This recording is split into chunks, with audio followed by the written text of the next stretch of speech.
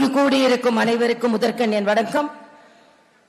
மேடையில் அமர்ந்திருக்கும் மரியாதைக்குரிய சந்தோஷி அவர்களுக்கும், நமது திரு அரவிந்த் மேனன் அவர்களுக்கும், திரு சுதாகர் ரெட்டி அவர்களுக்கும், திரு பாண்டாஜி அவர்களுக்கும், எல்லாவற்றிற்கும் மேலாக நமது மாநில தலைவர் அண்ணன் நயினார் நாகேந்திரன் அவர்களுக்கும் மற்றும் மேடையில் அமர்ந்திருக்கும் தலைவர்கள் ஒவ்வொருவருக்கும், இங்கே இந்த நிகழ்ச்சிக்கு வந்திருக்கும் சமூக ஊடக பிரிவை சார்ந்தவர்கள், தகவல் தொழில்நுட்பத்தை சார்ந்தவர்கள், ஊடகம் சார்ந்தவர்கள், வழக்கறிஞர் பிரிவை சார்ந்தவர்கள், தொழில்துறை வல்லுநர் பிரிவை சார்ந்தவர்கள், மருத்துவ பிரிவு, தொழில் பிரிவு, கூட்டுறவு பிரிவு, முன்னாள் படைவீரர், கலை மற்றும் கலாச்சார பிரிவு, நெசவாளர், கல்வியாளர், மீனவர், சுற்றுச்சூழல், அரசு தொடர்பு, தேசிய மொழிகள் பிரிவு, விருந்தோமல், ஆன்மீகம், விளையாட்டு, உள்ளாட்சி, பிரச்சாரம், தமிழ் இலக்கியம், தன்னார்வ தொண்டு, அயலக தமிழர் பிரிவு, அமைப்பு சாரா தொழில் பிரிவு, ஓய்வு பெற்ற அரசு ஊழியர் பிரிவு, வர்த்தக பிரிவு, பொருளாதார பிரிவு, மத்திய அரசு நலத்திட்டங்கள் பிரிவு, அறிவுசார் பிரிவு, இந்த பிரிவை சார்ந்த அத்தனை பேருக்கும் எனது வணக்கத்தை தெரிவித்து, நேற்றைய தினத்தில் இருந்து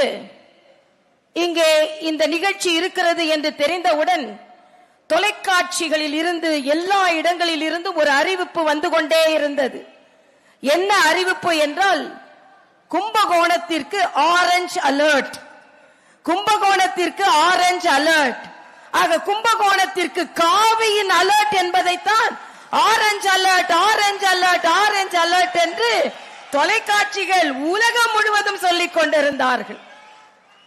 ஆக இந்த கூட்டம் இவ்வளவு புயலுக்கு நடுவிலும், புயல் எங்கோ மையம் கொண்டிருக்கிறது என்று சொல்கிறார்கள். இல்லை, காவி புயல் இங்கே கும்பகோணத்தில் மையம் கொண்டிருக்கிறது.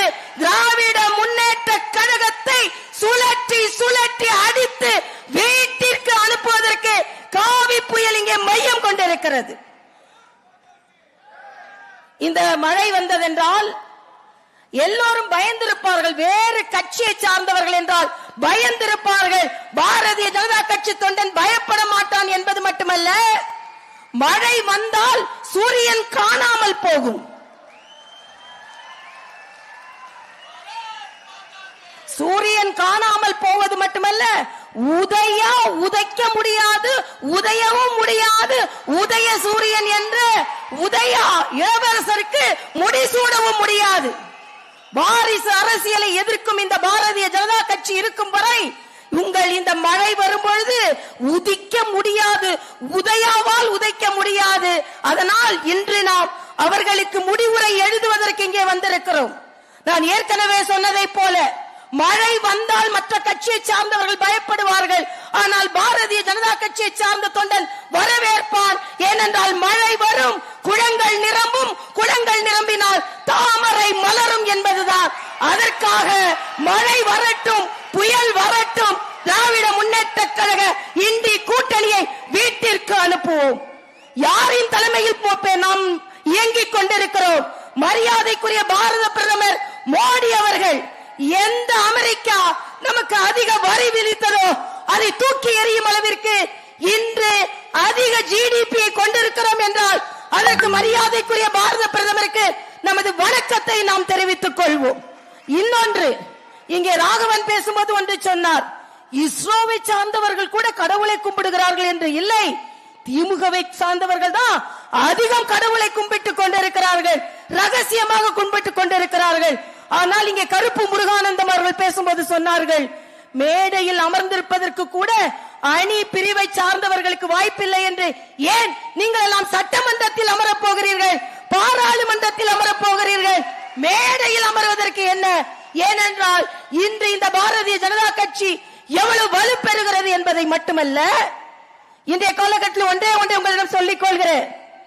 பல நேரங்களில் பேரண்ட் பாடியில் நமக்கு பொசிஷன் கிடைக்கலன்னு கவலையா இருக்கும். ஆனா நான் 1999 கட்சியில் இணைந்தேன். 3 ஆண்டுகள் மருத்துவ பிரிவில் நான் பணியாற்றினேன்.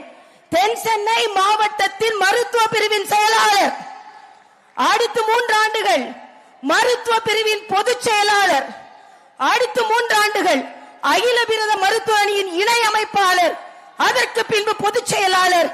அதனால் பிரிவில் பணியாற்றிக் கொண்டிருக்கும் நீங்கள் அனைவருமே தலைவர்களாக, மிகப்பெரிய தலைவர்களாக உயரப் போகிறீர்கள் என்பதை சொல்லி, இந்த சக்தி இங்கு உட்கார்ந்து இருப்பது மட்டுமல்ல, ஓடி ஓடி உழைத்து இதே போல 2026 முதல் வெற்றி விழாவை இந்த கும்பகோணத்தில் கொண்டாட வேண்டும் என்று சொல்லி குளத்தில் வட்ட இலையோடு தாமரை மலரும்.